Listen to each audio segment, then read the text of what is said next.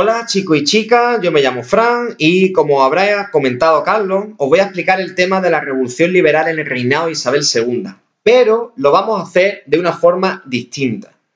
Vamos a dar una clase al revés. ¿Qué es eso? Os estaréis preguntando. No es que yo vaya a colocar la silla en el techo, no, sino que vamos a cambiar el orden. En lugar de escuchar la explicación en clase, voy a grabar mi explicación capturando la pantalla de mi ordenador y subiré el vídeo a YouTube, desde donde podréis acceder a la explicación del tema desde vuestro ordenador o desde vuestro móvil.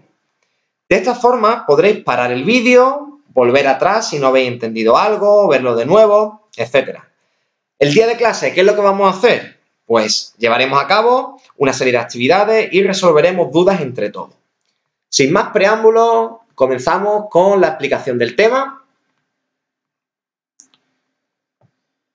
Para acompañar a la explicación he elaborado una presentación en Prezi.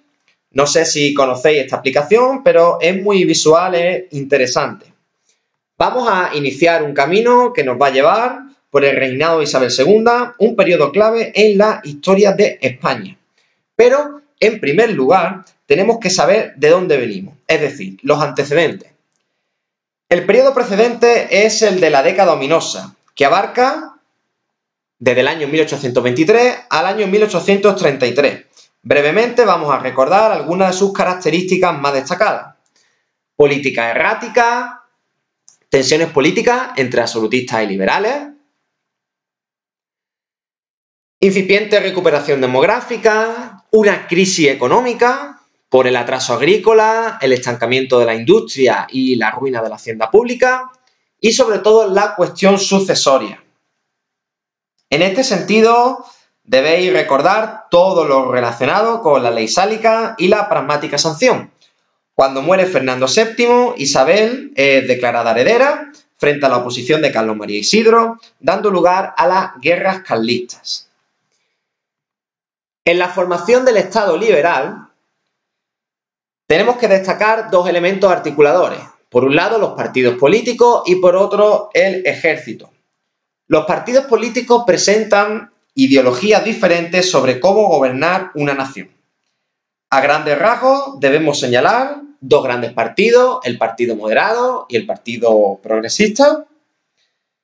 El Partido Moderado está compuesto por grandes terratenientes y comerciantes, burguesía industrial y financiera, altos cargos del ejército. En otras palabras, estaba compuesto por individuos de clase media alta.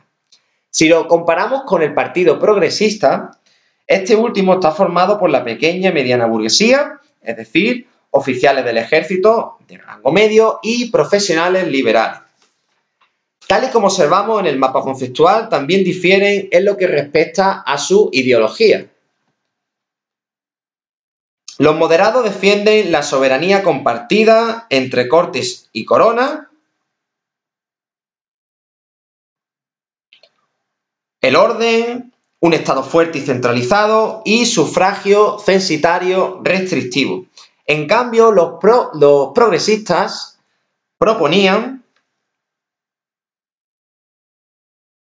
la soberanía nacional, como veis aquí, pero con el predominio de las cortes sobre la corona, un sufragio censitario menos restrictivo, amplios derechos individuales y un Estado descentralizado. Como veis, las diferencias entre ambos son claras.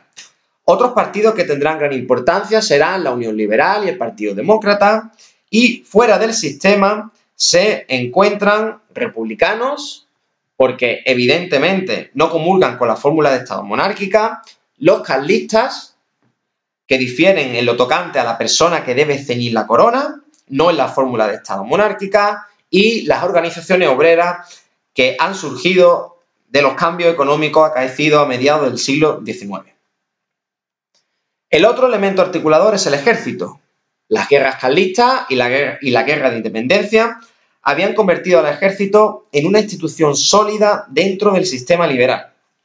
Los militares intervendrán en la vida política con asiduidad mediante pronunciamientos militares.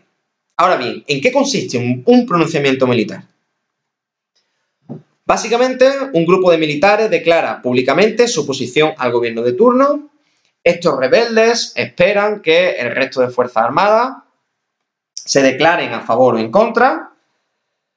Por lo general, un pronunciamiento está precedido de un periodo de preparación durante el cual los rebeldes sondean cuántos oficiales comparten sus puntos de vista. Un ejemplo anterior es el pronunciamiento de Riego en enero de 1820. A continuación os voy a enseñar un grabado que representa un pronunciamiento militar, no es de España, es de Lisboa, pero podéis haceros una idea de cómo era un pronunciamiento militar. Volvemos a la presentación de Preci.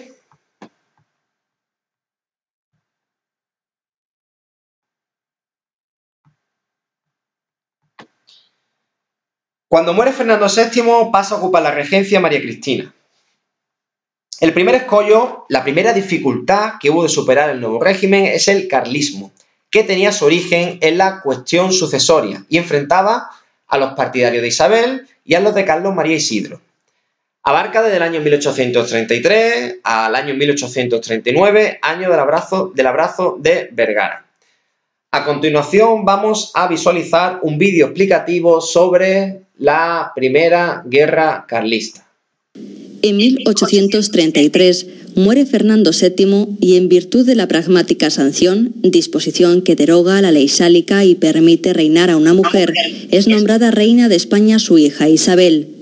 La negativa a aceptar esta situación por parte de don Carlos, hermano de Fernando VII, dio origen a la Guerra Carlista. En la primera fase de la guerra se produce el levantamiento carlista de zonas como el País Vasco, Navarra, la región pirenaica y el Maestrazgo. Otras áreas de predominio carlista son Galicia, buena parte de la meseta norte, la región cantábrica, Aragón y Cataluña, sur de Cáceres y algunas comarcas andaluzas. Ciudades carlistas son Santiago de Compostela, Estella, Berga, Morella, Cantavieja. En esta fase, el hecho más significativo es el asedio carlista de Bilbao y la muerte del general sublevado Zumalacárregui. Durante la segunda fase, entre el verano de 1835 y octubre de 1837, el carlista general Gómez atraviesa España desde el País Vasco hasta Cádiz, mientras que don Carlos dirige la llamada Expedición Real hasta las puertas de Madrid. En junio de 1835, Espartero, en nombre de los ejércitos de Isabel, rompe el cerco de Bilbao, mientras los carlistas obtienen una fácil victoria en el Maestrazgo. El 15 de octubre de 1837, don Carlos se repliega y se ve obligado a pasar el Ebro. El cansancio y las disensiones internas llevan a parte de los carlistas a firmar el convenio de Vergara el 29 de agosto de 1838. Don Carlos no reconoce el acuerdo y la guerra continúa hasta julio de 1840, cuando caen los últimos focos de resistencia en Lérida y Navarra.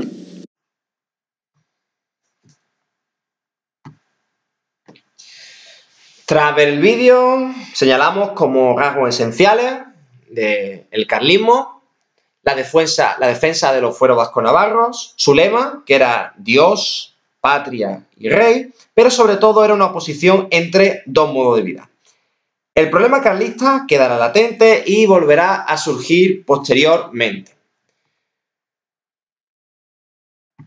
En la regencia de María Cristina distinguimos varias etapas. En primer lugar, el gobierno de C.A. Bermúdez, un absolutista moderado, partidario del inmovilismo político. Los liberales exigen reformas y la reina tiene que ceder.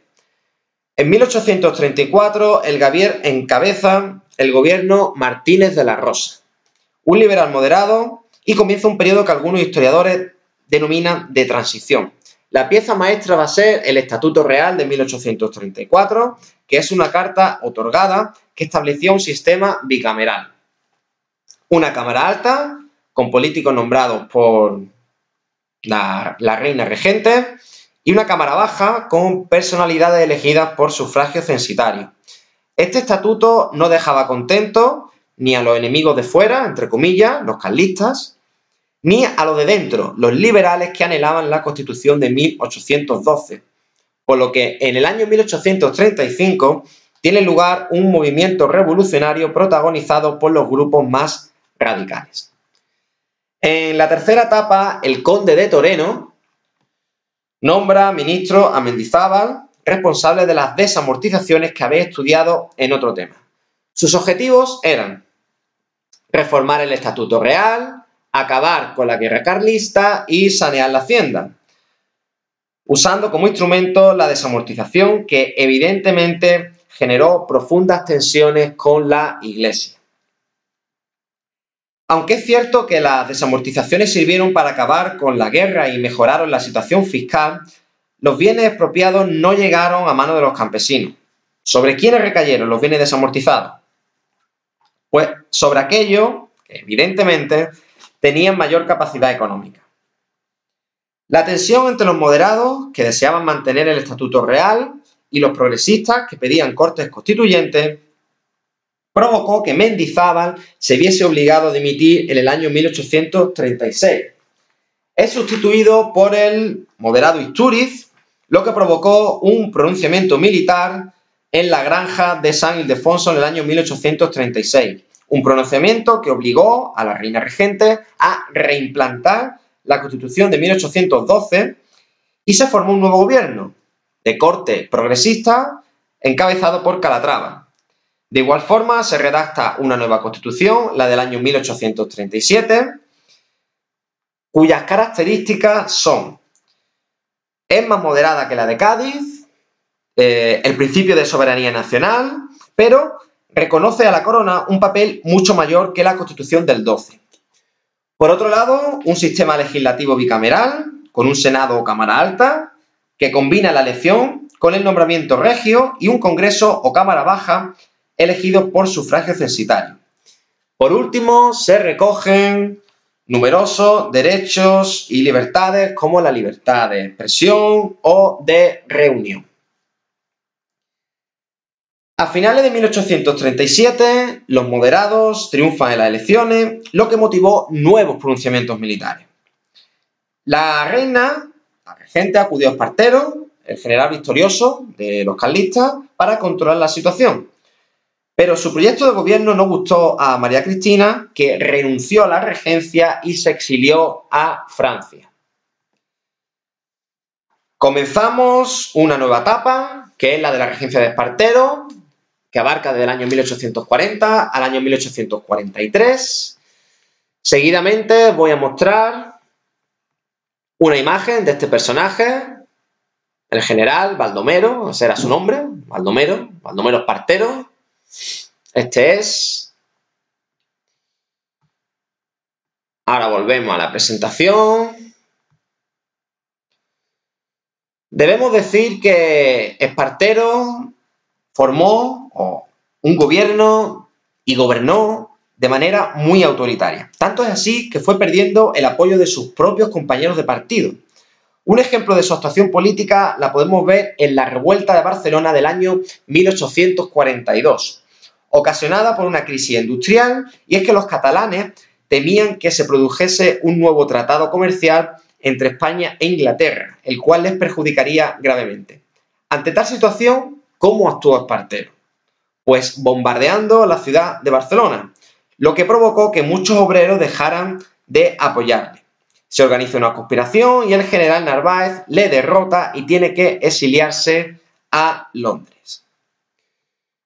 A partir de este momento nos encontramos en otra etapa, la década moderada, que abarca desde el año 1844 al año 1854. La situación es tan tensa, tan crítica, que se adelanta la proclamación como reina de Isabel II, que todavía no era mayor de edad y tenía 13 años. A continuación os voy a mostrar un retrato de la reina Isabel con 11 años, poco antes, 2 años antes de ser proclamada como reina. Como veis, es una auténtica niña todavía. Volvemos a Preci.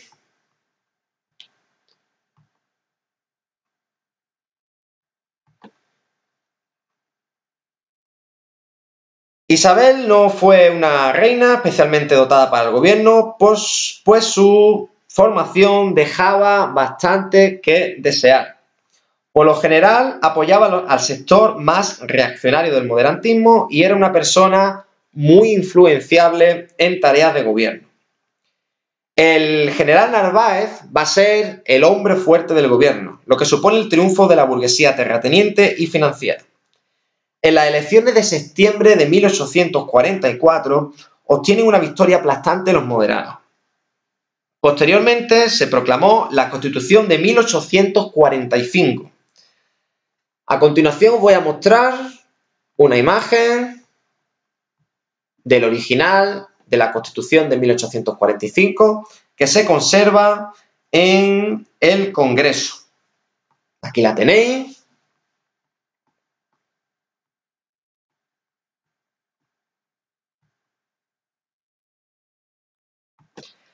La ideología de esta Constitución es claramente moderada. A continuación vamos a explicar algunas de sus características más importantes. Por ejemplo, soberanía compartida entre el rey y las Cortes, pero ampliando el poder ejecutivo, con 2 cámaras, el Congreso, elegido por sufragio censitario, y un Senado vitalicio nombrado por la corona. El poder del monarca es muy fuerte, ya que tiene iniciativa legal y también puede nombrar ministros. En segundo lugar, la religión católica única del territorio nacional. A continuación, ayuntamientos y diputaciones sometidos al poder central, se suprimió la milicia nacional y derechos muy restrictivos.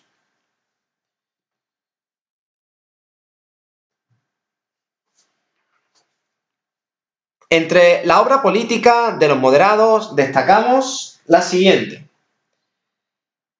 un centralismo muy acusado y un fuerte carácter censitario y oligárquico. Entre sus reformas políticas más importantes se encuentran el concordato con la Santa Sede, que intenta normalizar las relaciones con la Iglesia. A cambio de los bienes desamortizados, el Estado va a financiar el culto y el clero va a recuperar su ámbito, su campo, el campo de la enseñanza. De esta forma, la Iglesia va a respaldar, a apoyar a Isabel.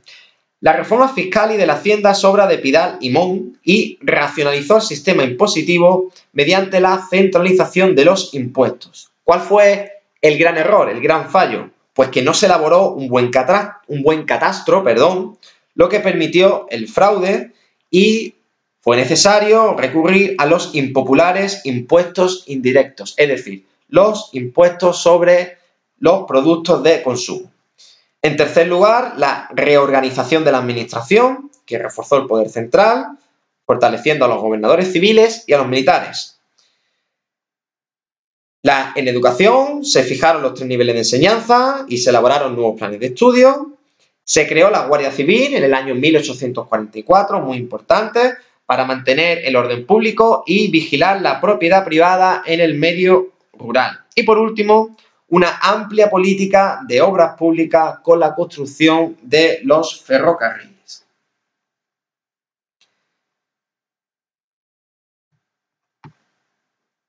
Hacia el año 1854, el desprestigio del partido moderado es patente. Existía corrupción, descontento social, etc.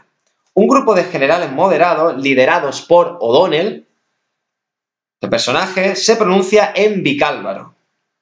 Dicho pronunciamiento se conoce como la bicalvarada. En la siguiente imagen vamos a ver una representación de la misma. Aquí la tenemos.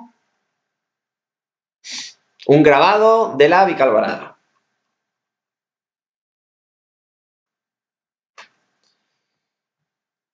Volvemos a Preci.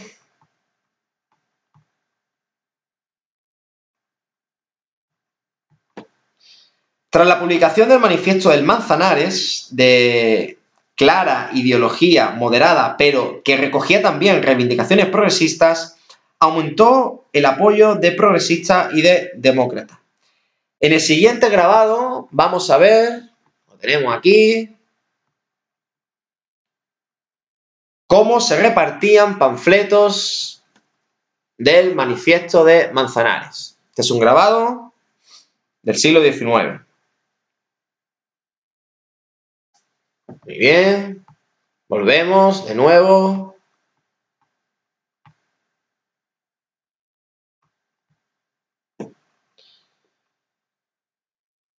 La reina entregó el poder a Espartero y a O'Donnell. Entre los aspectos más importantes de la labor política del denominado bienio progresista se encuentran el proyecto de Constitución de 1856, la llamada non nata, porque no llegó a nacer, en otras palabras, no fue promulgada. La desamortización civil de Madoz, la tenemos aquí. La ley de ferrocarriles, capital para entender el posterior desarrollo económico, y la ley de sociedades anónimas, que significó una modernización de la banca y la creación del Banco de España. Sin embargo, estas reformas no repercuten en las clases populares, lo que, unido a una época de malas cosechas, hizo que aumentase la conflictividad social. Espartero tuvo que dimitir y la reina encarga formar gobierno a O'Donnell.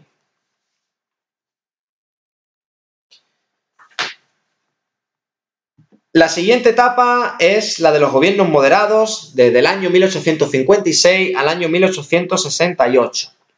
Desde 1856 a 1863, España disfruta de una época de estabilidad denominada la época del gobierno de O'Donnell, dominada por este personaje, líder del Partido de la Unión Liberal, formado por descontentos de los dos viejos partidos históricos. Estableció la Constitución de 1845, pero con un matiz progresista.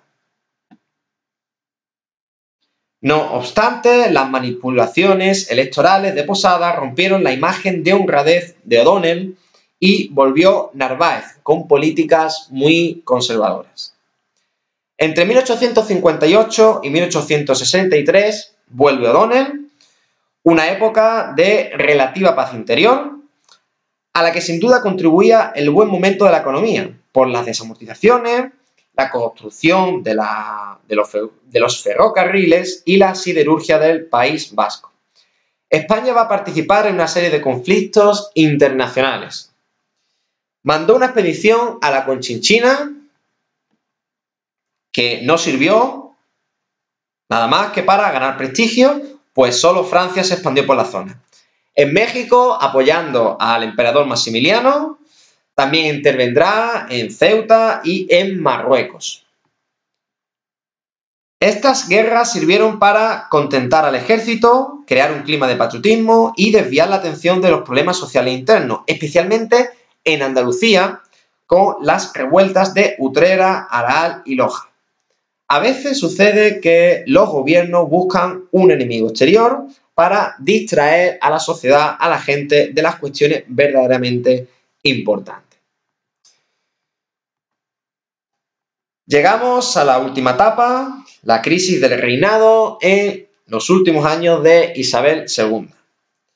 Entre 1863 y 1868 se alternan gobiernos moderados y unionistas, pero el agotamiento del sistema era evidente. Progresistas y demócratas se radicalizaron. La reina entorpecía la situación política con una fórmula de gobierno que combinaba catolicismo de Estado, gobiernos personales y represión. El desprestigio de la corte y de la reina era patente. Las protestas estudiantiles se multiplicaban y se sublevó el cuartel de San Gil. Los grandes líderes políticos como O'Donnell y Narváez ya no estaban en escena y, por otra parte, tiene lugar el llamado Pacto de Ostende, un acuerdo importantísimo firmado por unionistas y una coalición demócrata progresista, cuyos objetivos eran acabar con el reinado de Isabel II, por un lado, y por otro convocar elecciones por sufragio universal. A todo esto se añade una brutal crisis financiera, industrial y de subsistencia. Todas estas causas llevarán a la gloriosa, en 1868, al exilio de Isabel II en París. Os voy a mostrar una imagen, un grabado de cómo Isabel II y su esposo parten hacia el exilio, hacia París. Aquí la tenéis. Voy a acercar un poco para que la veáis mejor. Volvemos.